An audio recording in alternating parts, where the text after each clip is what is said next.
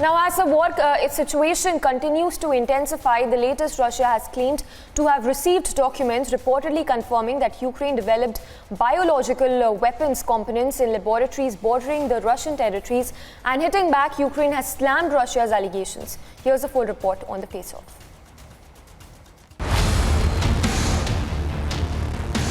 Reports on biowarfare have begun to spread like wildfire amid the ongoing war in Ukraine. As per reports, Russia has claimed to have received documents reportedly confirming that Ukraine developed biological weapons components in laboratories bordering the Russian territories. The Ukrainian Ministry of Health reportedly sent an instruction to all biological laboratories to urgently eliminate stored stocks of dangerous pathogens. This was reportedly done to prevent disclosure of the facts of violation by the US and Ukraine of Article 1 of the UN Convention of Prohibition of Bacteriological and Toxin Weapons. Reports claim that Russia's Ministry of Defense intends to present the results of the analysis of the received documents.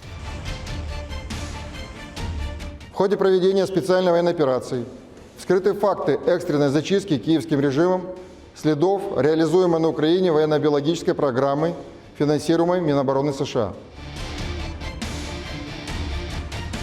Ukraine's foreign minister has called the reports a misinformation campaign by the Russian propaganda media. The ministry further clarifies that it has no US-backed labs in the country as alleged by Russia.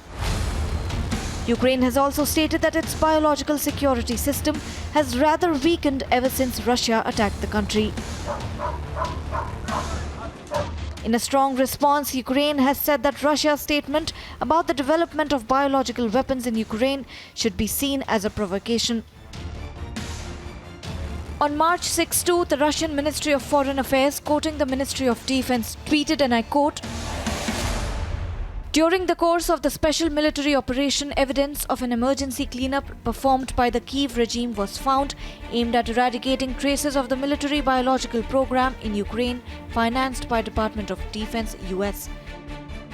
As global powers take a stand on the various aspects emerging out of the war in Ukraine, Russia and Ukraine are fighting an information battle just as intense as that on the ground. Bureau Report, Republic TV.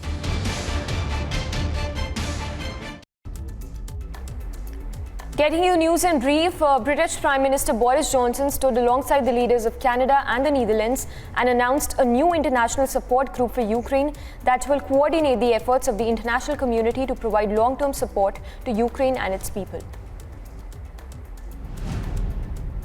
US Secretary of State Antony Blinken has assured Lithuania and Latvia of NATO protection and American support as he made quick visits to two of the three Baltic states that are increasingly on edge as Russia presses ahead with its invasion of Ukraine.